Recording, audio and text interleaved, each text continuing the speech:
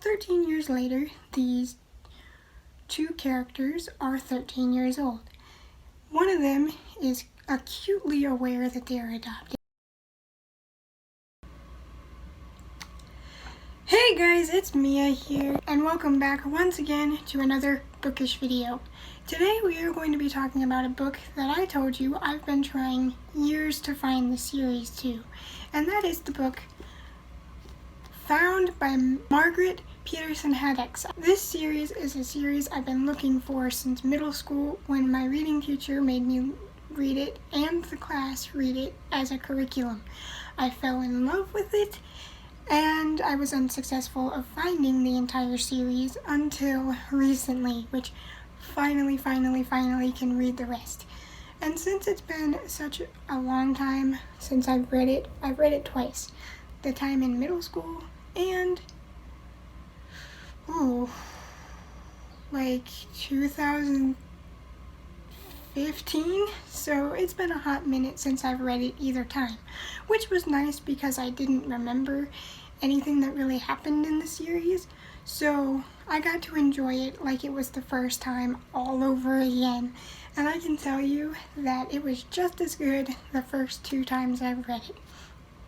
Now, if you don't know, Found is the first book in an 8-book series, and it starts out very mysteriously.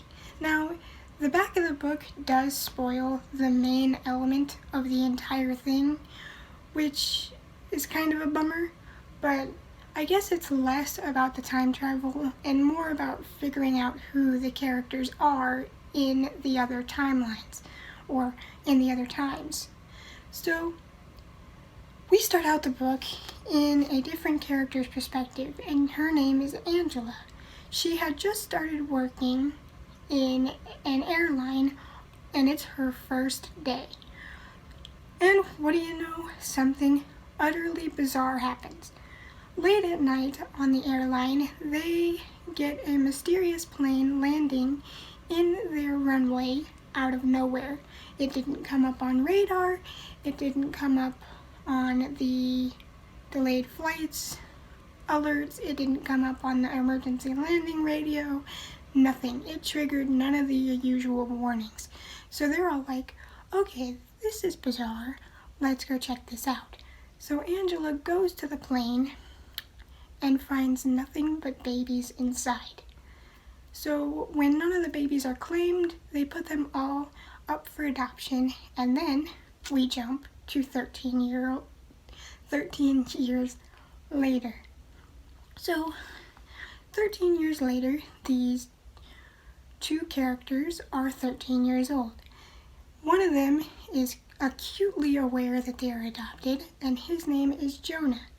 He was aware that he was adopted because his family felt like it was a bad idea to keep it from him.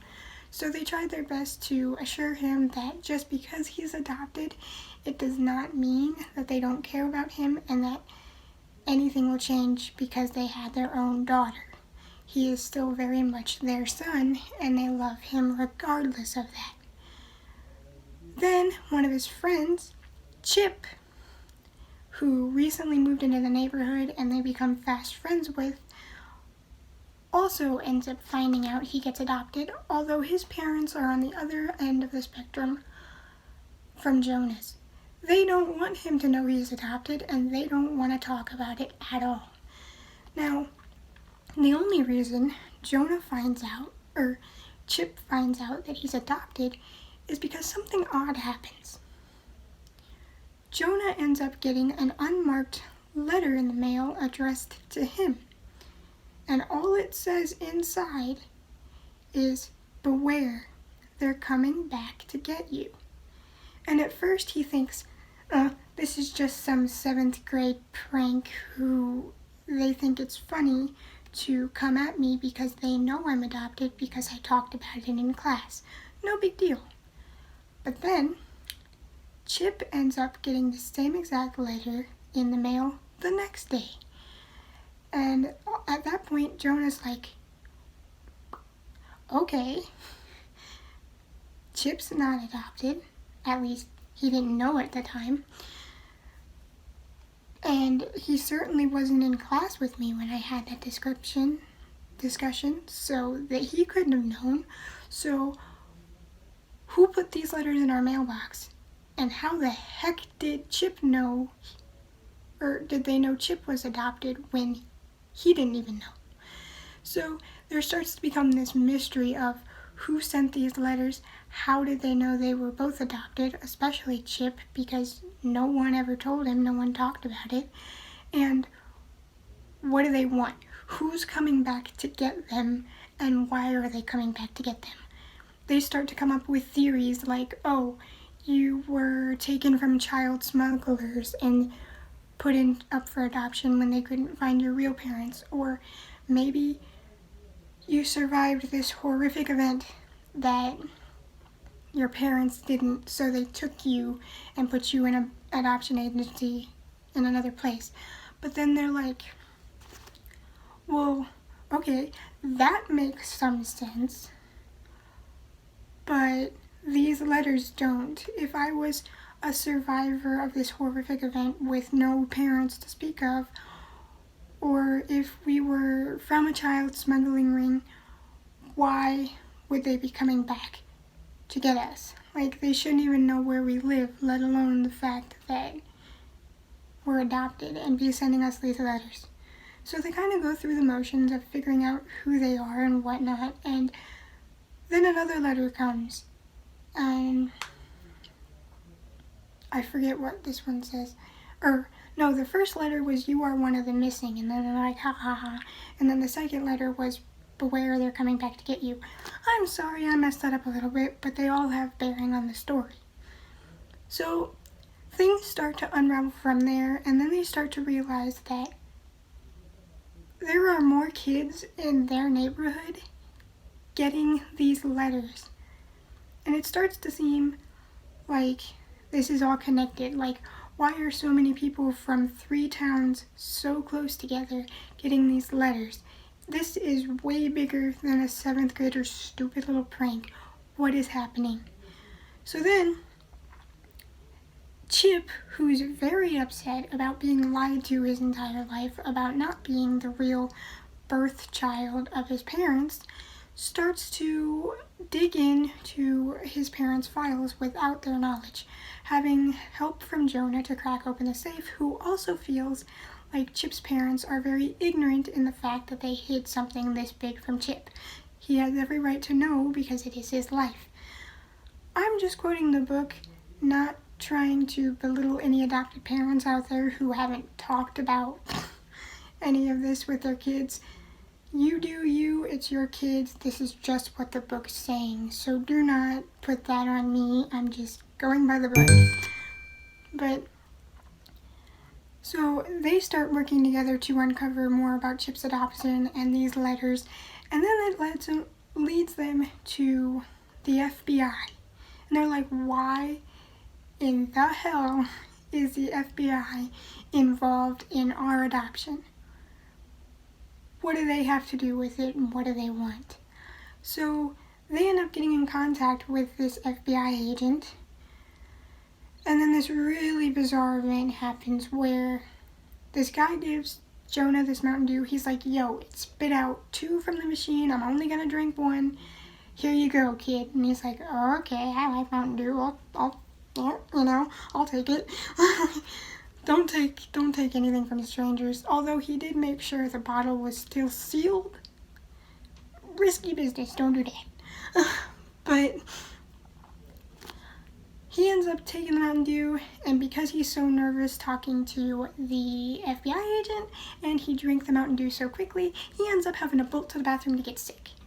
Well then, this guy shows up in the bathroom, and he's like, you need to look on the files on this FBI agent's desk. I'm forgetting his name, so I'm not gonna try. I'm bad with remembering names, so do not blame me for that. But yeah, he's like, why do you want me to check files on somebody's desk? What the heck? Who are you? So he goes back. His sister is pale as crap and quiet because she went with him because she's involved in all of this. She's treating it like one big game. You know, she's not adopted. She's not getting these weird letters. She's treating it like this big old mystery she's got to solve. That's why she's invested. Not because she's worried about her life, but because it's an intriguing mystery. So, Joan is wondering why his sister is so quiet and so pale, and then they work together to take pictures of the files that are on his desk. And that's when everything starts to get even more complicated, and it's just this whole big thing of Chip, Jonah, and Caitlin trying to solve the mystery of what's going on with Chip and Noah's adoption, and all of these 36 other kids that were on this plane that are all 13 years old and all being moved into the same 3 towns, from states away to already have been living there to a few more towns away. They're all being funneled into the same area, and they have no clue why. And even when they start to get answers, there are so many more answers on the table. Like, who invented time travel? Why did they invent it? Why did they start selling these important people from history off to the highest bidder? Why risk the timeline to do that? Who are each of the kids from history? Like, who is Jonah? Who is Chip? What's going to happen to Caitlin? Because she's not involved in any of this, yet she made herself a part of it. It's this whole big mystery of not only, I think where the author was trying to convey is how so many kids, especially in their teen years, around 13, 14, start to wonder who they are as people.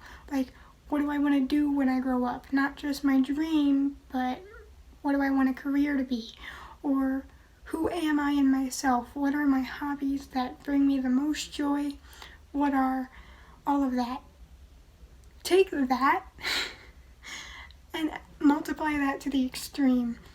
So I feel like in a way it really resonates with people, especially kids, with the whole I don't know who I am element. But it's got this really fantastical story that even though I've read it in middle school, it's got this really fantastical story that does not treat their audience like they're stupid. You're right there along for the ride, and I feel like even adults will still like this story. And even adults go through that same thing. You learn, like, who am I as a person? Like, you can go through that at any age. So I feel like this story still hits in many ways. The mystery is outstanding, and it's just very well written, and it has you on the edge of your seat the entire time. And even still, I'm like, you know what? Sometimes it's okay to not know who you are, even if you are an adult. Like, you don't have to have everything together as long as you have goals and you're trying to accomplish those goals. Life is a hard thing to figure out, and even adults have that who am I kind of element sometimes. And I think that's why this book still works so well, even though I am much older now, is that I love mysteries. It's got a huge mystery in it, which is very intriguing. So even as an adult, if you have your shit together, you could still very much enjoy the story strictly for the mystery alone. So this is a good read, and I still recommend it, even though I've read this book 3 times now at this point. I had waited so long to read it between each read that I forgot the story, and it was refreshing all over again.